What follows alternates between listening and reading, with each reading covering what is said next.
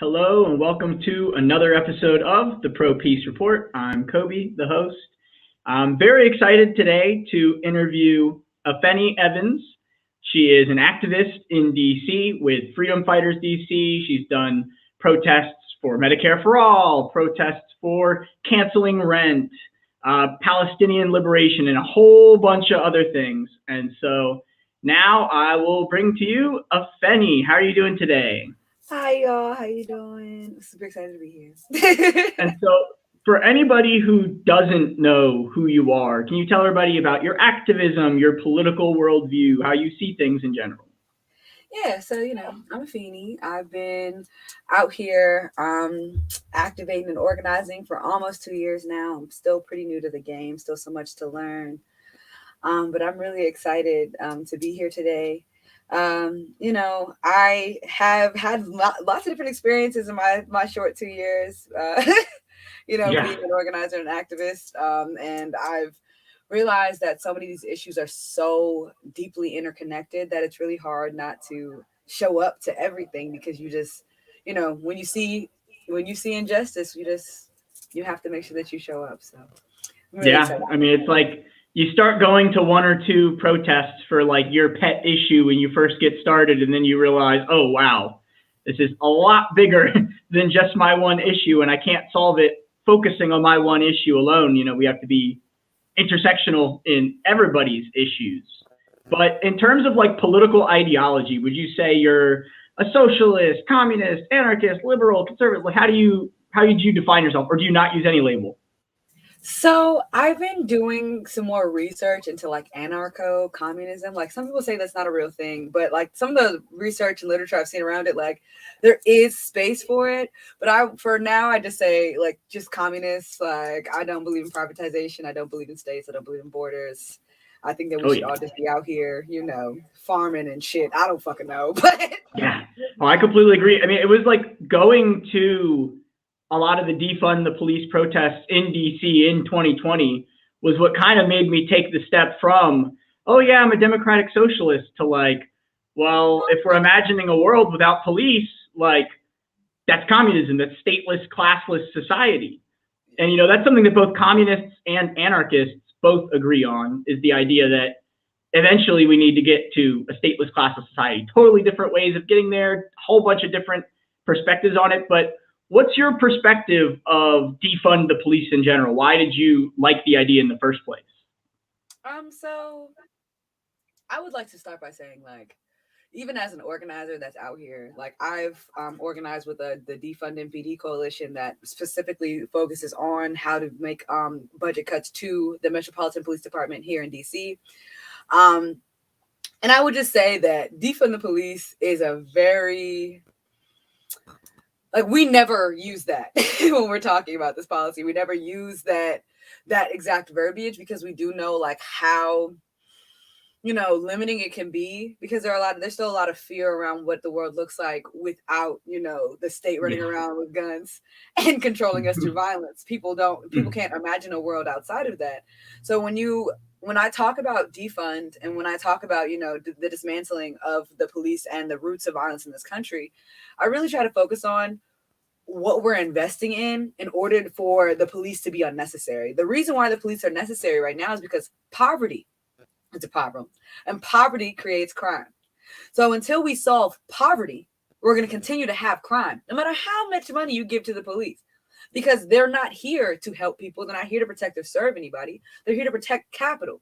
They're here to protect property. They're here to protect rich people and their property, like they're not. And like, it's really one thing that I've really realized is like the commodification of human beings, even at the highest levels, because, Elon Musk is not a human being to these people. He's a net worth. He's a business. He's a brand. True. So they're protecting that brand, they're protecting that business. And because we don't have that type of, capital, we don't get that type of protection. Yeah. And so when I talk about, defunding the police specifically, I talk about all the different ways that, the police, number one, are stretched fucking thin. Let's be very clear. Number two, how ill-equipped they are to deal with a lot of the things that we call upon them to deal with. Yeah. So yeah, like I just, I think that especially because there are so many societies and there are so many communities within this country that do not have the type of police force or police presence that, other neighborhoods would, that are safe, that are well funded, well resourced. That is what real safety looks like. Creating an environment when people can actually self-determine, creating an environment where people can actually get educated, creating an environment where people have the opportunity of mobility, of upward mobility, especially. That is what stops crime. Like, so, and the more we have that conversation, I feel like the more realistic it would be to imagine a world where, we don't have armed military men occupying our streets, because that's really what it I mean, is. that was the big thing for me, was being there in DC and seeing, like, I think I was actually there with Freedom Fighters DC the weekend before Trump took his walk with the Bible. We all got attacked again, but the weekend before that, I remember we marched down the road all the way down to Georgetown, completely peaceful. There were even organizers telling people, don't graffiti, don't do anything. Like, we're just marching, guys. We're just marching. And then all of a sudden, the police just block the road in front of us and start pepper spraying people and start tear gassing and start flashbanging. With the aggressive and then it breaks out into a riot. Then people started breaking buildings and whatnot. But it was only after they attacked us in the first place. Then what? We had military helicopters overhead, National Guard all around. They pushed us out of Lafayette Park. And then what? On January 6th, you see the complete opposite of that. The response that we saw at all of those defund the police protests, the massive militarized response, people had to flee into residents' homes because of the tear gas and flashbangs at one point. And so it's like, to me, seeing all of that happen, and then Joe Biden wins the election, and all of a sudden, now all of our protests are only like 100 people, and we're outnumbered by Proud Boys times like 10, because everybody thought it was fine to just go home, and Democrats stopped talking about the need to defund the police and refund the community. I mean, it was shocking to me. But I'm just going to pull up some statistics just so people can see, what we're talking about when it comes to police being stretched thin, police not even really solving that much crime in the first place. Absolutely. And so we have this article here, police solve just 2% of major crimes. So in reality, about 11% of all serious crime results in an arrest, and about 2% end in a conviction. Here, 50% of the time they find out about the crime, 11% they make the arrest, 2% the person is convicted. I mean, that's insane. It's a false sense of security that police give us. Yeah. And I have another one here. You're talking about them valuing profit over people, valuing property over people. We have asset forfeitures surpass burglaries. So everybody complains about looting and rioters and all the crime, and it's police who are stealing from people more than anybody. And it's just like, I'm just so happy to have you here to talk to you about it, because there's so few people, it seems, that really care about this issue in general. Absolutely. And it's really sad how conditioned we are to violence in our society. Like, we genuinely think that it is okay for armed people to roam in our streets and have a monopoly on violence that we are not allowed to have access to. Let's be very clear. Like, me as a Black liberation activist, I believe in my Second Amendment right. You see what I'm saying? I definitely think that, until they demilitarize and, disarm the military and the police, I believe that citizens should have every right to stand up and defend themselves, because governments can be tyrannical, period. Yeah. So I think that coming from that angle, like, if I walked out in full kit, like I was in the military, if I walked out with an ACH on, which is like the helmet and the bulletproof vest, and like a fucking AR-15 strapped across me, unless my name is Kyle Rittenhouse, I would get shot. Like, they would apprehend me. They would shoot me. There would be some level of force that is, exerted onto me, because you're not allowed to, like, we as regular citizens, we're not allowed to do that.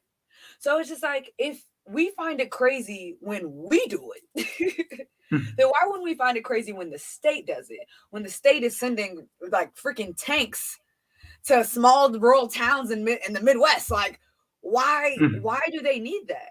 Why do they need military? It makes no sense. I mean, they treat us like they treat people that we go to war with overseas. I mean, it's just as bad how we treat civilians in other countries.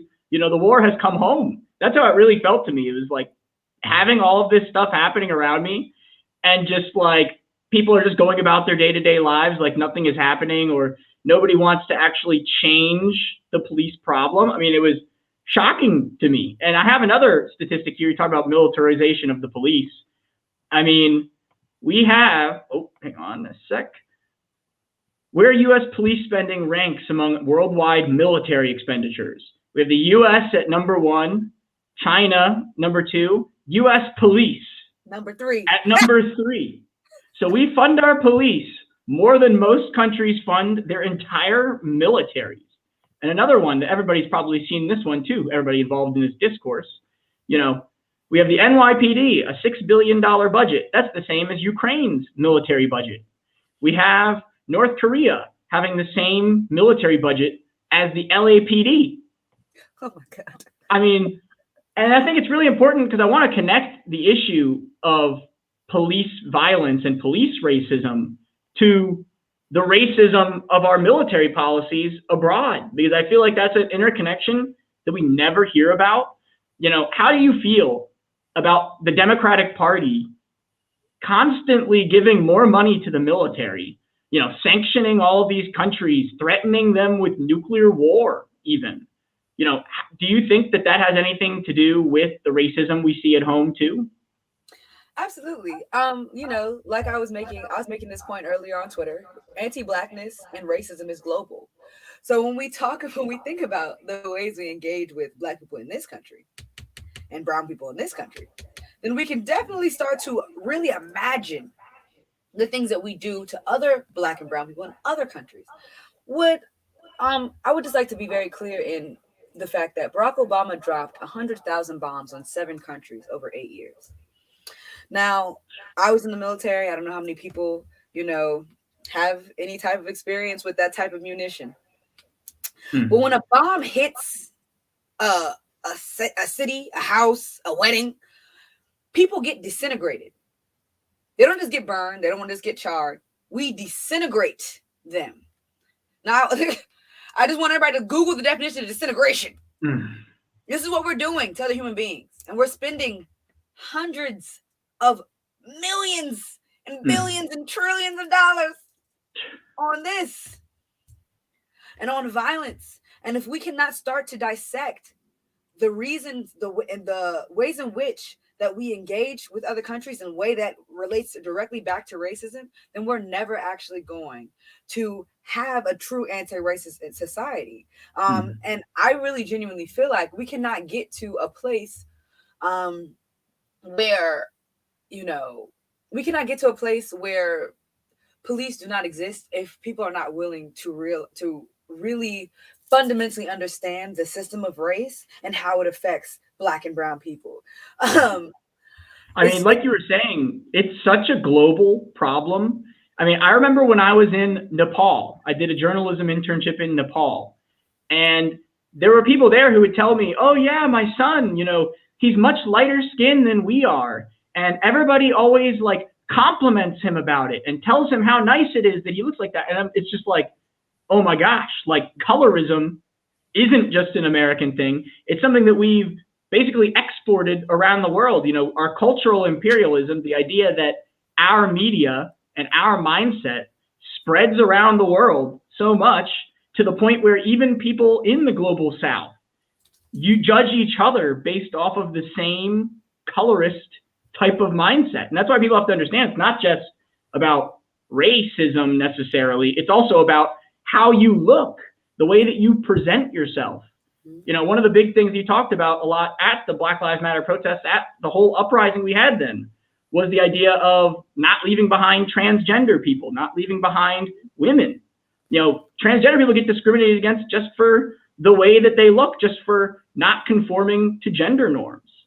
You know, how do you feel about in general in America, how we treat transgender people and what can we do to treat them better? I mean, I think it starts. Well, first of all, I would like to be very like explicit in like I'm not trans. I am a part of the queer community, but I do not like to speak for them as a whole community because they have way more things that they need, way more research that they request than I can wrap my brain around. Just because that's not my experience, and I want to be very clear about that. But from my understanding, like the ways that we can treat trans people better. I mean, number one, like there is no like federal legislation that actually protects gay people, that actually protects trans people, and there needs to be.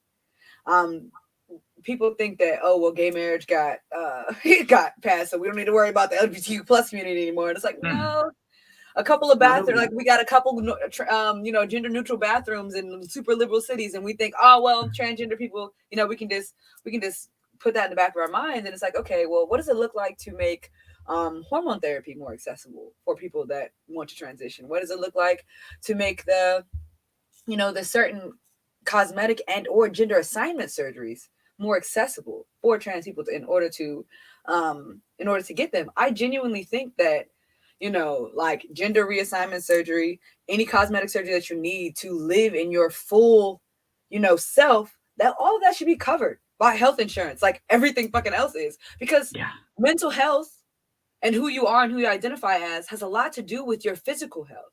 And if you are not mentally healthy because your presenting self isn't who you are, then that takes a real toll on people, health-wise. So I think that a big part of, standing in solidarity with trans people, number one is listening to them. And number two is making sure that they get the same access to live their life and to self-determine as the rest of us do that are cisgendered. Yeah. And self-determination, that's such an important topic for something else that I wanted to talk about. When I was seeing a lot of this police violence, and then I'm seeing a lot of stuff online connecting what we were all experiencing with what Palestinians live under every single day, but times a million. Like, they have the same sort of, oh yeah, see the flag right there you have in the background? They have the same sort of police violence, police racism, flashbangs, but then it's raised up a notch to the point where, you're bombing people's buildings, we're evicting people from their homes and bulldozing their homes. It's genocide. Yeah.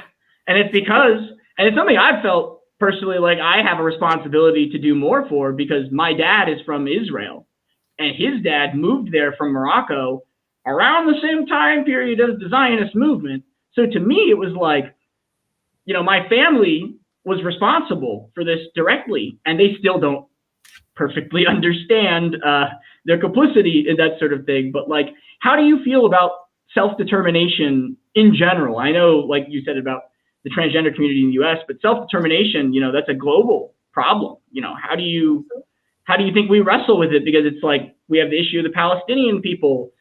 In Ethiopia, the US is trying to weaponize the self-determination of the Tigrayan people and get involved in a war. So it's like, how do we get that issue to be more important on a global scale? So I think that people really need to fundamentally understand what self-determination is and the privilege that a lot of Western countries have to be able to just do that. A lot of white people in Western countries especially have the ability and the privilege to be self-determined, to have self-determination and create the life that they want for themselves because they have the resources and the opportunity to do so. The thing about the Palestinian fight and the Palestinian struggle is there were lots of different ways to give Jews reparations for the Holocaust that did not involve settler colonialism. I don't know, like I think that the intention behind what Israel was supposed to be created for and what it actually is, whether or not those align, I think that could be argued because Zionism is something that predates Israel as a as a country. But the right to self-determination is about really the opportunity. It's just about having the opportunity to access resources. It's really just that simple. Like, people that live in Palestine that live in, the open air prison that is Gaza, live in the other open air prisons that I cannot remember the other region names right now. And I'm really feeling so bad. I'm so sorry. Mimi has taught me so much. But shout out to Mimi, by the way. Please follow her on Twitter. But anyway, I just think that you cannot say that people are free or equal if they can, I don't know, throw a bathtub rocket that maybe hits the border of Israel, and Israel can literally bombard them with U.S. supplied munitions. And that's fair and equal. Like, that doesn't give them the right to self-determination, because any other government that was being relentlessly attacked by the country that borders them, we would all be like, well, of course they have the right to defend themselves. Of course they have the right. Of course they have the right to actually, stand up for themselves. But when you're not given that right to humanity and that right to self-determination, that right to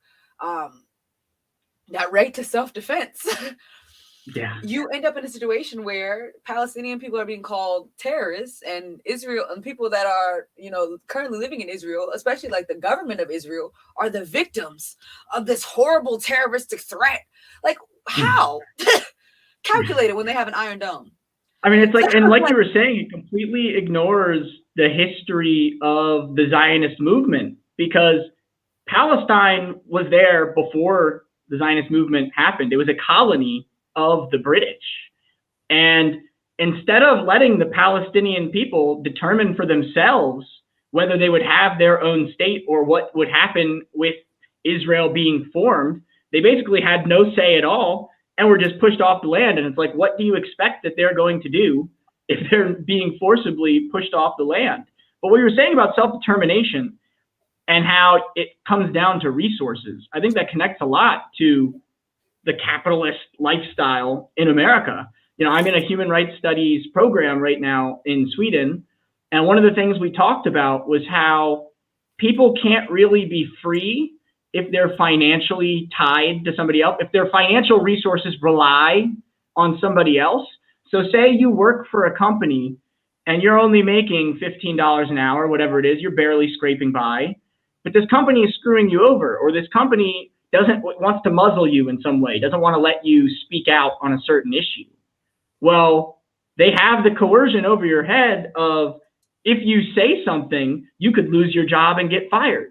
So are you really free if, you don't actually have the financial freedom to do what you need? There are people who lose their jobs and lose their health care. But I wanted to ask you another question about freedom fighters of DC. So what are some, besides defund the police, besides police abolition and all of that, what are some policies that you all support? What are some short-term reforms that you all support? I will say that there's a bit of a mixed bag within my grassroots organization, and I'm okay with that. But I will definitely tell you that all of us support the complete and total abolition of police and prisons. All of us absolutely support universal healthcare, universal anti-bias healthcare. Because, as a Black-led organization, the centering of Black people in these conversations is super important to us.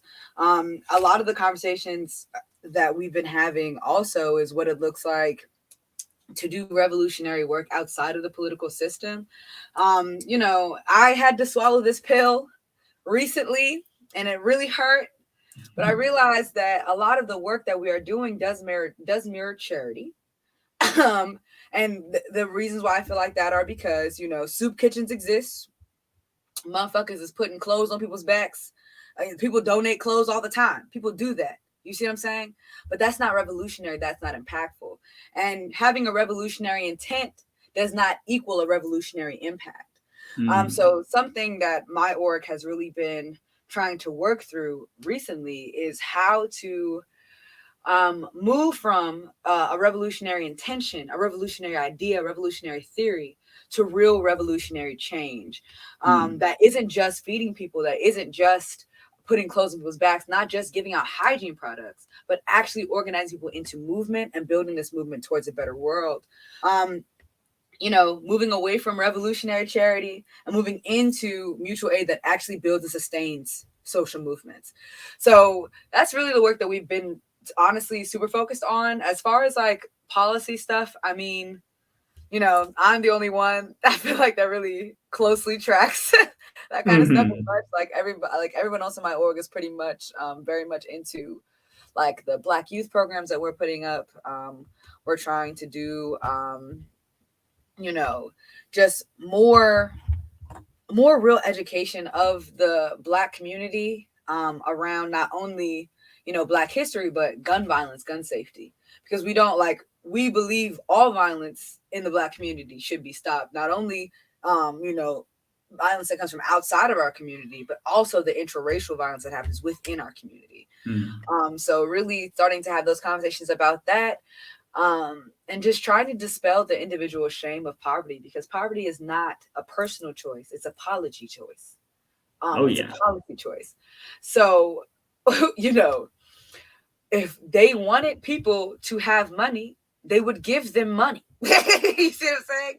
But they don't want all of us to have money, because if we all had money, then we'd all have the right to self-determine. We'd all have financial freedom, and realize that the oppressors that have been,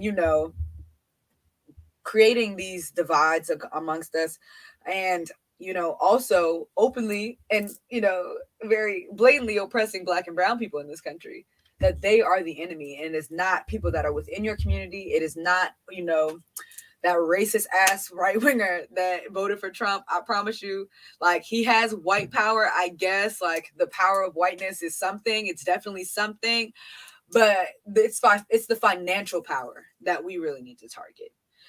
So yeah, I mean, that's why, I like how you talk about moving beyond just revolutionary charity into actually building some sort of revolutionary power. Because when people talk about the Black Panthers, the big thing you do hear about, and it's good, the school lunch program, the school breakfast program, those are good things. That was a revolutionary change, but that wasn't their end goal. That wasn't the only thing that they were trying to achieve. The whole point was to move beyond capitalism entirely into a socialist and eventually communist society.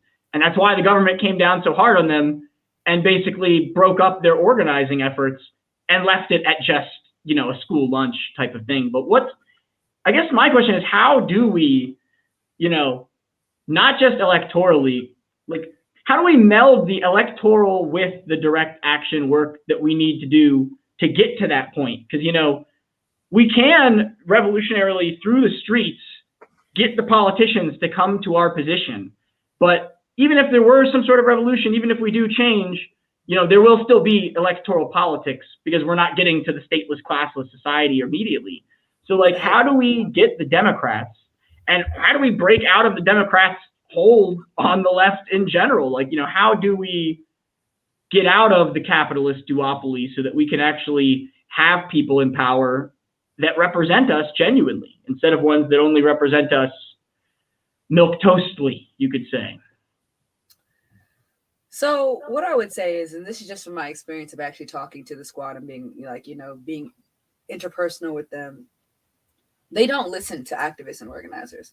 The difference between us and maybe like the left party in France with the Yellow Vest movement is that the Yellow Vest movement and the Labour Party and the leftists and the Green Party, they all work together. The Yellow Vest movement says, hey, y'all need to change this shit. We're gonna start fucking shit up. And we all know that we done seen the Yellow Vest movement work. Okay, they get outside. You see what I'm saying? Yeah. So, then the legislators go back to the rest of the people in the parliament. They're like, hey, y'all, our friends here, you already know how they get down. They said that if we don't change this, if we don't work on this, then this is what they're going to do. And that's the same type of relationship I feel like we need to foster in America with our left, elected officials. I don't think that right now we have a genuine left in Congress. I really don't. I love Alex and Ayana and other ones that I've met a lot. I love them so much. They're such good people. But they're horrible politicians and they're just regular old Democrats. And I think it's time that they came out and said, "Hey y'all, we're regular old Democrats." So we stopped looking to them for revolutionary solutions when that's not what they're there for. I completely agree. I mean, I remember back when AOC had first gotten elected and, they did the sit-in at Nancy Pelosi's office for the Green New Deal. They were actually working with activists in the street to do things. And then slowly, as time went on, you saw them kind of shift out of that role and into a, mama bear type of role, into, oh no, we're actually going to work with the establishment now. We actually like them now. They're actually good people. And then it pisses off all of us in the streets who are like, whoa, that's what Force the Vote was about. We were trying to, just keep bringing the outside streets into politics. And they kind of just stopped listening. I think that's a big problem we have in America, is that politicians are scared to work with antagonistic activists. They're scared. Like in other countries, like you were saying, they actually channel the energy of the protesters in the streets. You see this in Latin America a lot too, where protesters will be militant and the politicians will back them up and not throw them under the bus as domestic terrorists or whatever it may be. And it's like understanding that our intent is to change the system in a socialist direction, in a better direction. I guess I don't know how we get to that point without basically during the campaign process telling candidates, like, making sure that the candidates are going to stay that way. Because somebody like AOC, apparently the writing was on the wall before she got elected. I remember back after she won her primary, Samira Khan had posted on Twitter, "Oh, look, AOC took a certain part of her foreign policy section off of her campaign website." And that was like a week after she had won the primary. And at the time I was like, no, like, that's not a big deal. That's just a coincidence. Because I was somebody who personally used to believe in the squad, used to think that the squad were going to fight for us like that. But then on foreign policy, they would say things like, we defer to House leadership when it comes to the issue of Venezuela. And it's like, that's an important issue. They're sanctioning that country. They're trying to overthrow the government of that country, and you're deferring to House leadership. And so explain to me, because I know you've had a similar evolution in your thought process. I remember seeing one of your videos when you talked about how, you used to like Hassan Piker, you used to be a fan of his. I also used to be a fan of his. But so how has your evolution gone from believing the squad, believing in taking over the Democratic Party from the left? Like, what changed it for you? What happened?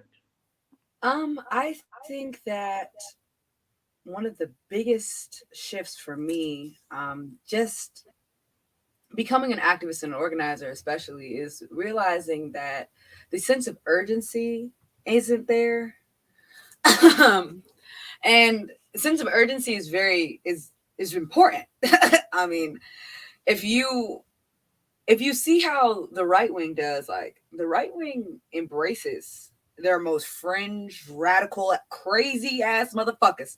Hey, look, if you with us, you with us. We don't really, we don't, maybe we might not agree with everything you say, but if you're with us, 75%, you're with us. And that's just it. They have unity on that side. And I think it's because there's a lot more homogeny, whether it's through class homogeny, whether it's through race homogeny. There's a lot more understanding of their common goals on the right. I feel like on the left, what made me kind of move away from the electoral side of things, what kind of move away from supporting the squad and supporting these other high-profile white leftists that, really do uplift them, is that, they don't do that. It's really that. Like, they do not embrace the activists. They do not embrace the organizers. They do, like, they may tweet really, radical things, But when it comes down to saying, this is when I need you to take a stand, whether it's from force the vote all the way up until now with this Build Back Better Act that started at $6 trillion. No one ever talks about the $6 trillion figure, but it started at $6 trillion. Came down to 3.5. Then it came to 3.9. Then it came down to 1.4. Yeah, I don't even know. We debated that 3.5 for a real long time, and then we ended up at less than.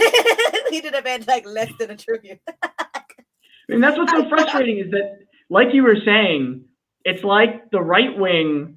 Basically, whatever their base says, they go, oh, well, that's where the base is going. I guess that's where I go too. Okay. Even if they don't like it. Remember in 2016, the Republican Party hated Trump. Almost universally, the establishment of the party hated him. But then he beat them and they went along with it. Whereas Bernie, Bernie was our left-wing pole, you could say, and he was basically on course to, if the campaign had gone a few months longer, he would have beaten Hillary Clinton. But they tried everything possible to silence him. I remember I was at the Democratic National Convention in 2016. We got arrested protesting for voting rights, to get money out of politics, to open up primaries, no more super delegates, things like that. CNN was recording our protest. Before they cut their anchor off mid-sentence. They're like, oh, we're done with that protest now. We're going to cover Boys to Men is in Philadelphia this week. And, and so you could see they censored the protests in the convention. Bernie supporters wore WikiLeaks shirts. And they actually turned the lights off in the audience so that you couldn't see the protesters that were in the audience. They were wearing glow-in-the-dark shirts because the DNC had turned the lights off on them the day before. So they knew it was going to happen again. But it was a constant effort of censorship that we were seeing. And to me, that blew my mind because I was there in person. And then I'd watch the news when I'd get home from the protest. And it would be completely disconnected from the things I was seeing in person. And it was just like, oh my gosh. But I mean, for me, I think that, like you were saying, in the streets, protests, direct action, revolutionary action, not just settling for a protest for one small reform. But a big part of like my activism and how I see things is that, I'm in Sweden right now. They have 10 political parties almost represented in Congress. You have it to the point where the Green Party only has 4% of the vote in Congress here, but they're part of the government. They were the differentiating factor between a left-wing and a right-wing coalition. And so that 4% of the public gets to be represented in government. Whereas in America, basically it's all Democrats and Republicans. So what do you think about issues like ranked choice voting or proportional representation or any issues that can get more voices at the table so that it's not just two corporate parties? Absolutely. 50% of Congress are millionaires and billionaires. Like, let's be very clear. Are 50% of y'all are y'all millionaires, billionaires? Okay. We have no Black women in the Senate. None. I mean, I guess Kamala Harris, but she's biracial, so do we really count her? Like, she's a vice president. We don't really count her. So, like, the disproportion of representation in this country is honestly disgusting. And I think that something like ranked choice voting, where, it actually opens it up to other parties, other representations, I think that's very important to do. And it's just far more democratic. We say that we're a democracy, but yet, like, in a state like Maryland, you have closed primaries. Yeah. So if you are a third party candidate, I'm a registered independent in Maryland, so I can't even vote in primaries. So if you're a third party candidate, the independents can't vote in the primary. Where are you going? Where is your base if you're not taking it from the Republican or the Democratic Party? Because there are a lot of disaffected voters that just don't vote at all. That people that could possibly be, excited by the prospect of another party. But because we make it and put so many obstacles in the way, it's not a democratic process. I genuinely Black people are only represented as half a person in Congress. And I think that, I think Latinos is like, I think it's like even less. Like they get represented even less. And there's such a large growing population of Latina people in this country. Why do they not have more representation? Whether it's from the right or the left, like I'm not an authoritarian. Like I don't think that everyone has to agree with me. I don't think that the party that, that all the parties have to be like anti-racist parties. They're not all going to be that. Let's just be very clear. Like there are a lot of racist people in this country. So somebody's going to be racist. One of these parties are going to be racist, but I'd rather it be 5 or 6 parties and 2 of them are racist than 2 parties and they're both racist. That's weird. Yeah. Because then you're damned if you do and you're damned if you don't. You only have a choice.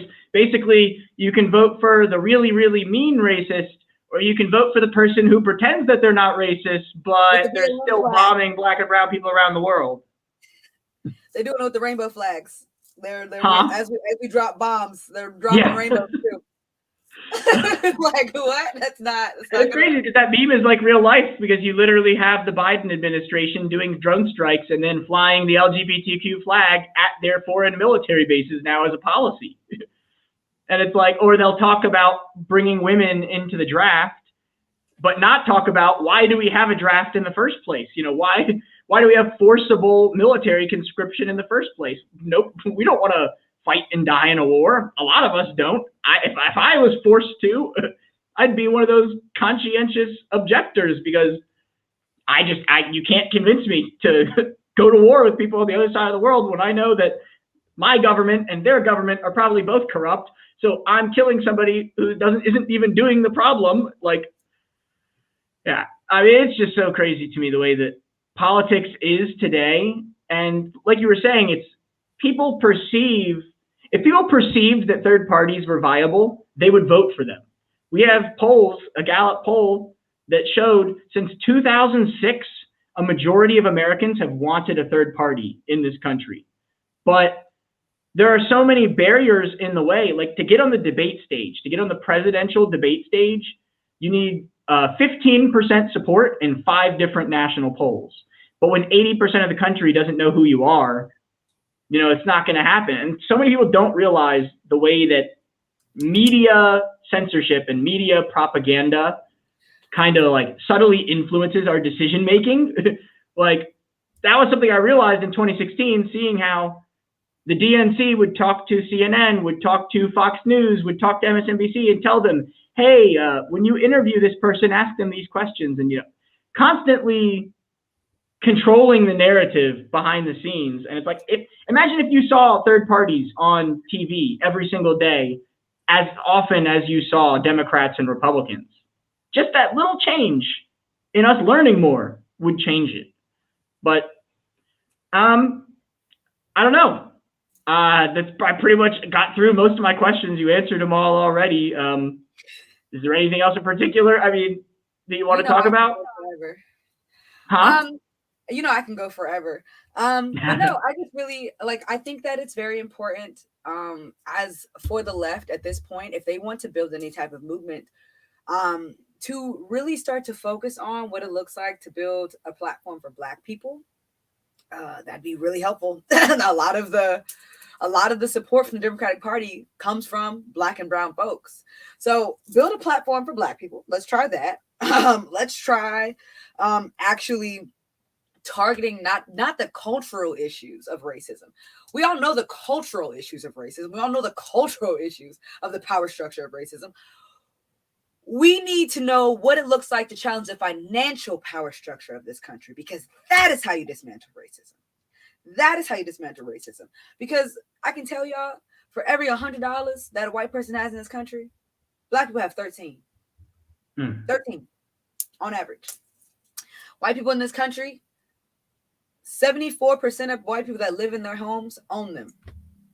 That's a very large component of wealth. 45% for Black folks, though. And we're just now sprinting, catching up, because we're still fighting redlining and racial covenants. Yeah. We're still fighting our houses being appraised lower because we are Black. Our Blackness lowers the value of your home. How the fuck does that make sense? So until we start to fundamentally address those problems, until we really start to have a real conversation about reparations, especially as it relates to like defund the police, especially as it relates to like the universal healthcare conversation. Like, yes, we need to divest from violence. Yes, we need to divest from the military industrial complex, because there are things that people actually need in this country. We all need healthcare. Everyone needs healthcare. But you know what Black people really need? Reparations. Because the racial wealth gap is wild as shit. And so about reparations, so what does that look like for you? Because I know when most people stereotypically think about it, when most white people stereotypically think about it, they think that reparations is just writing a check to the Black community and that's it. And I know that's definitely not what it would look like, because it's like, how would you determine who to give it to in that situation? Like, what does it look like? Is it a combination of, you know, Medicare for all, higher wages for everybody, an end to redlining? Like, what type of proposal, comprehensive package do you think it would be? Well, first of all, write us a check. Let's just be very clear. Also, like, you know, as a condition of the abolition of chattel slavery, we were told that we was going to get land. Where's that at? Yeah. And then we also need to talk about what reparations looks like for every single irreparable harm after chattel slavery, because y'all didn't repair us from chattel slavery. And then for 150 years, we went through Jim Crow, white supremacist violence, police brutality, financial discrimination, housing discrimination. Like Black trans people, Black non-binary people, on top of being queer, are also Black. So dealing with all of that, like, what does it look like to reckon with all of these problems? And that does come from a myriad of different policies that could possibly be universal. Like healthcare, we can't just give healthcare to Black people. Like, don't get me wrong, like we need to, but the important part of the universal healthcare problem then is, okay, we are doing universal healthcare, but the anti-bias part is very important. The anti-bias part is very important, because we should not still be teaching in medical schools that Black people don't feel as much pain. I mean, that's why the maternal mortality rate is higher among Black women as it is among other groups, because people genuinely don't know how to do medical care to Black people in America. Like, I think I saw you share something the other day that was the first artist to ever design medical designs, medical imagery for doctors to treat Black people in general. That's not even been a thing ever. And we're in the year 2021, they still haven't done that yet.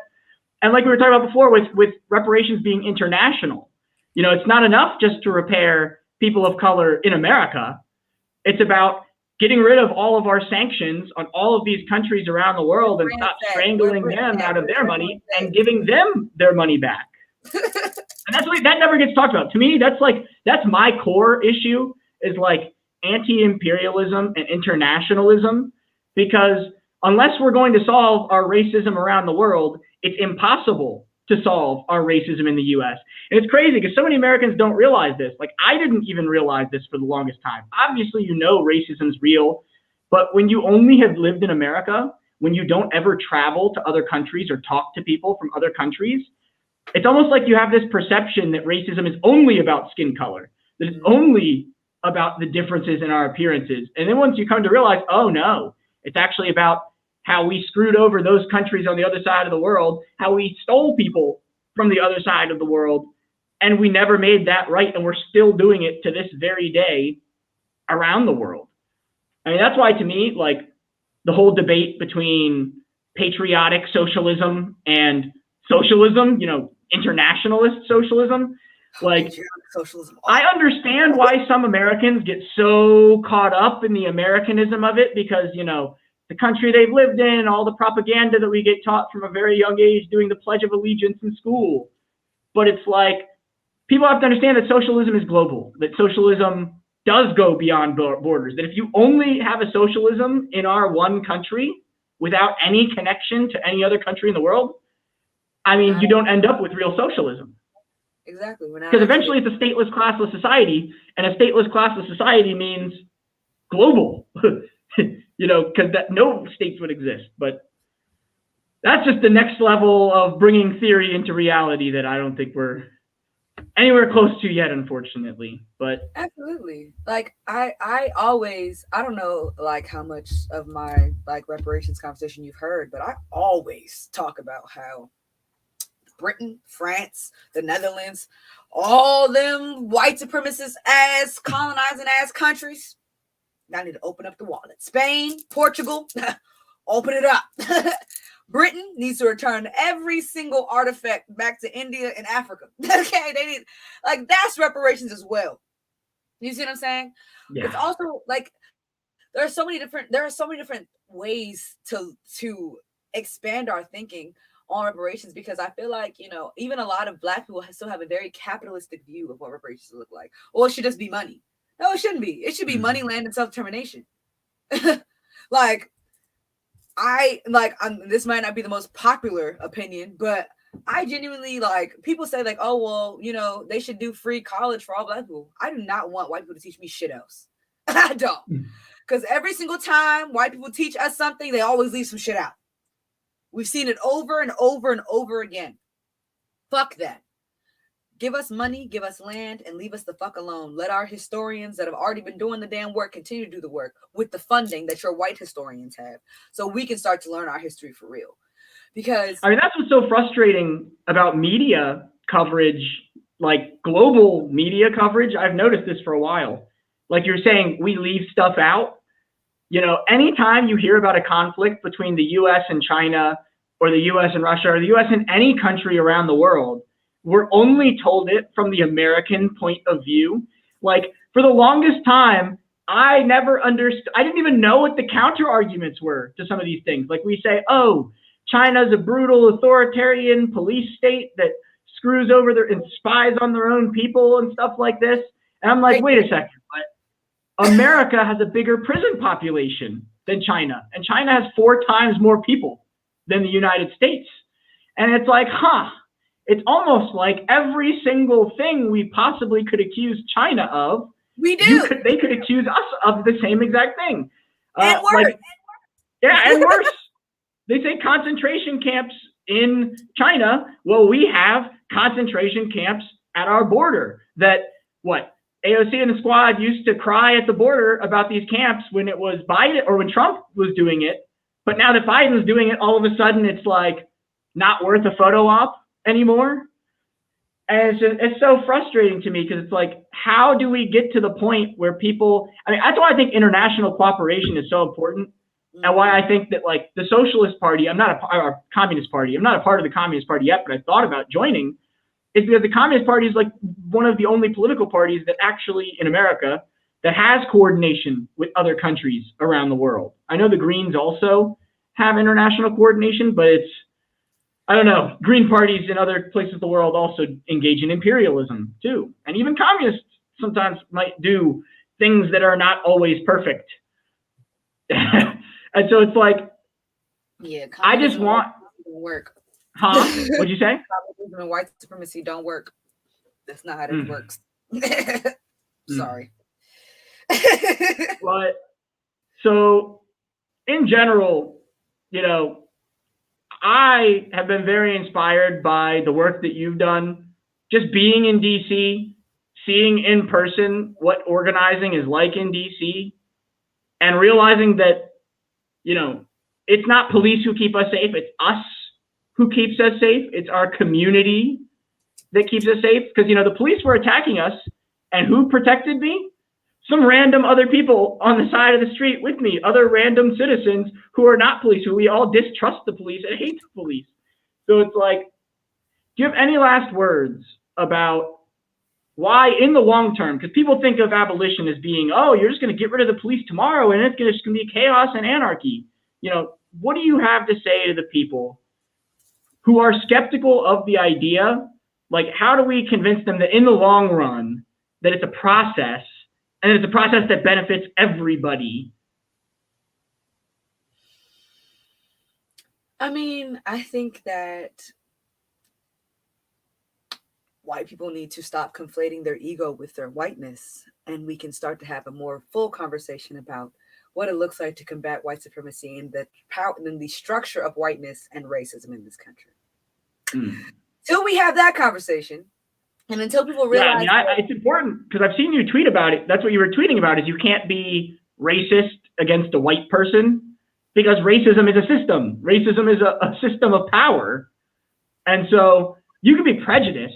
Somebody could be unnecessarily disrespectful based off of their preconceived notions, but those preconceived notions are based in something. You know what I mean? It's not like you just made this up out of thin air. And so, yeah, and that's the difference between white racism and black prejudice, is that black people are demonizing their oppressors. Okay, we don't like you because you've oppressed us. You don't like you. We don't like you because you've given us a reason to feel that way.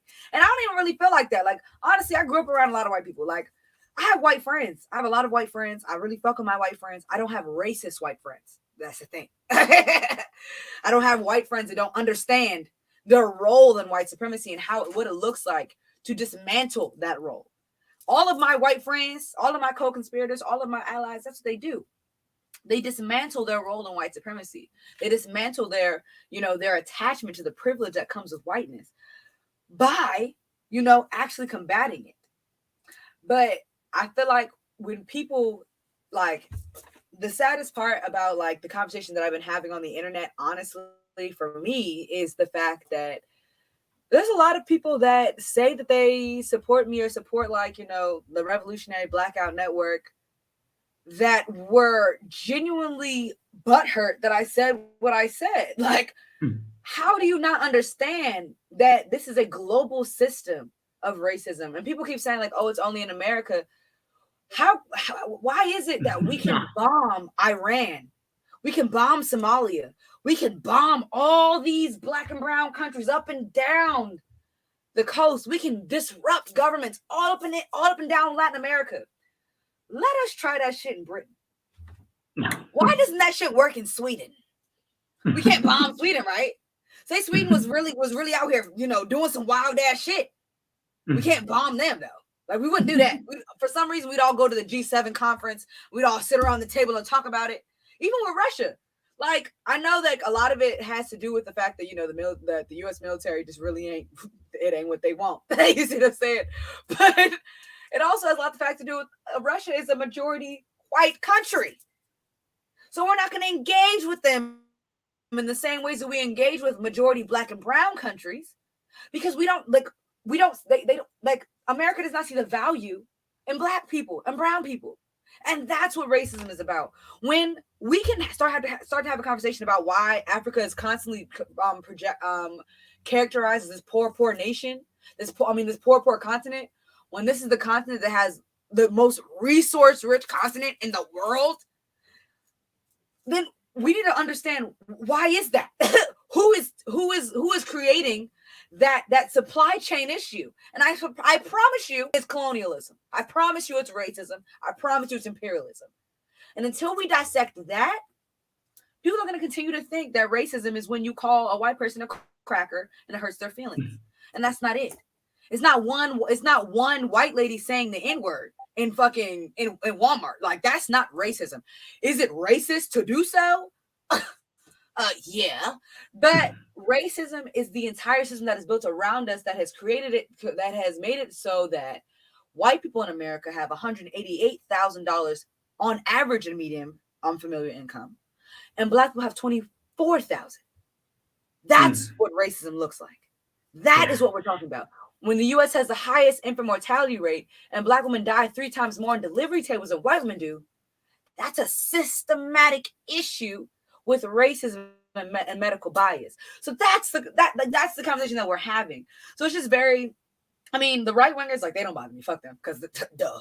But it's just really like the left wing white allies that are really, like, they aren't getting it.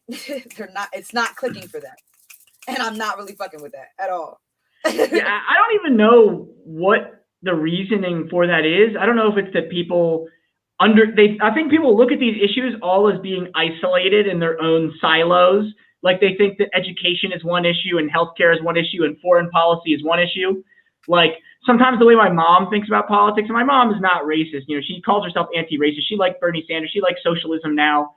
But she would talk about, because I would always say, Mom, I can't vote for Hillary Clinton because I don't want to support somebody who's going to bomb all these countries around the world and overthrow the governments. And she'd be like, oh, well, I understand, foreign policy is your top issue. It's just not my top issue. I'm like, no. It's not just top issue.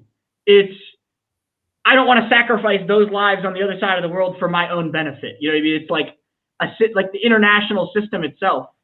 And like dissecting the racism in the international system, that's something I think that a lot more people need to be doing. I don't think Americans really know about the UN and how the international system works almost at all. We don't hear about it in the US. Because like I heard Abiy Ahmed, the Ethiopian prime minister, he talked about how Africa needs representation on the UN Security Council.